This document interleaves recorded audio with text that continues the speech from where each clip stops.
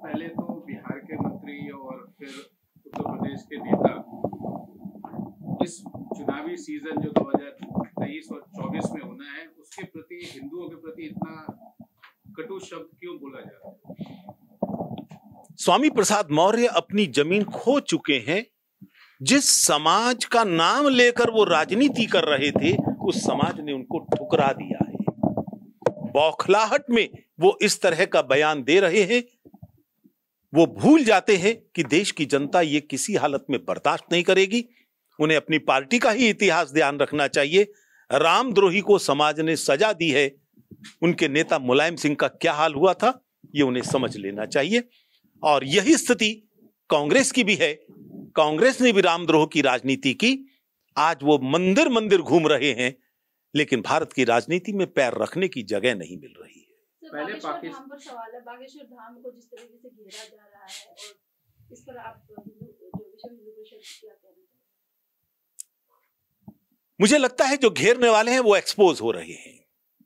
उन्होंने प्रश्न करने का हिम्मत नहीं की, कभी पादरियों से या मदर टेरेसा से या पोप से। आखिरकार मदर टेरेसा के चमत्कार से एक लड़की कैसे ठीक हो गई, और उस झूठे चमत्कार के नाम पर उसको सेंटहुड दिया जाता है। पादरी पंजाब में, हरियाणा में, नॉर्थ ईस्ट में रोज चंगाई सभाएं करते हैं, ड्रामेबाजी करते हैं। उनसे किसी ने सवाल नहीं पूछा। मुल्ला मौलवी से किसी ने नहीं पूछा, क्यों पानी में थूक डालकर तुम लोगों को ठीक करने के लिए ड्रामेबाजी करते हो, नफरत का बाजार चलाते हो। और बागेश्वर धाम के पीठाधीश्वर के पीछे भी क्यों लगे? कथा तो कई सालों से कर रहे हैं। इस बार उन्होंने घर वापसी कराई है। जिनको झूठ बोलकर, लालच देकर ईसाई बना दिया था, वो घर वापस आ गए हैं। इसलिए सारी क्रिश्चियन लॉबी विश्व की उनके खिलाफ खड़ी हो गई है। और उनके दलाल के तौर पर भारत का टूल किट गैंग, चाहे वो किसी भी वर्ग का है, वो सब भी उन्हीं की दलाली कर रहा है।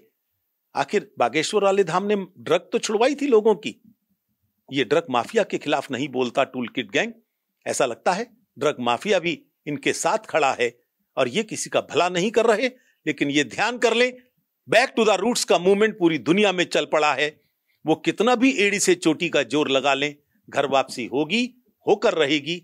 एक एक व्यक्ति जो गया है वापस आएगा। सर, एक इम्पोर्टेंट सवाल ये है, एक और इम्पोर्टेंट सवाल ये है सर, विश्व हिंदू परिषद पाकिस्तान के विरुद्ध मोर्चा खड़ी करती है। अब ऑस्ट्रेलिया में भी ऐसा है। आपके एफर्ट का इफेक्ट नहीं दिख रहा? दिखेगा। ऑस्ट्रेलिया और कनाडा दो देश हैं जो भारत विरोधी, हिंदू विरोधी गतिविधियों का अड्डा बन चुके हैं। सही शब्दों में कहा जाए, खालिस्तानियों को अपनी धरती का प्रयोग करने की अनुमति दे रहे हैं। मैं उन दोनों देशों से अपील करता हूं, अब बहुत हो गया। हिंदू समाज को दुखी करके आप सुखी नहीं रह सकेंगे। भारत विरोधी गतिविधियों का आपका देश अड्डा बन रहा है, यह ठीक नहीं है। यह सभी प्रकार की अंतरराष्ट्रीय संधियों का उल्लंघन है। लेकिन मैं सिख नेताओं से, अकाल तख्त, इनसे भी अपील करूंगा, कृपया 1980 की स्थिति को दोबारा मत आने दे।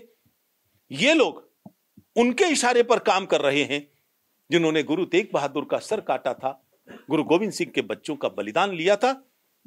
कृपया इनको अकल सिखाएं और युवकों को इनके बहकावे में न आने दें। मुट्ठी भर लोग होंगे, लेकिन वातावरण खराब कर रहे हैं।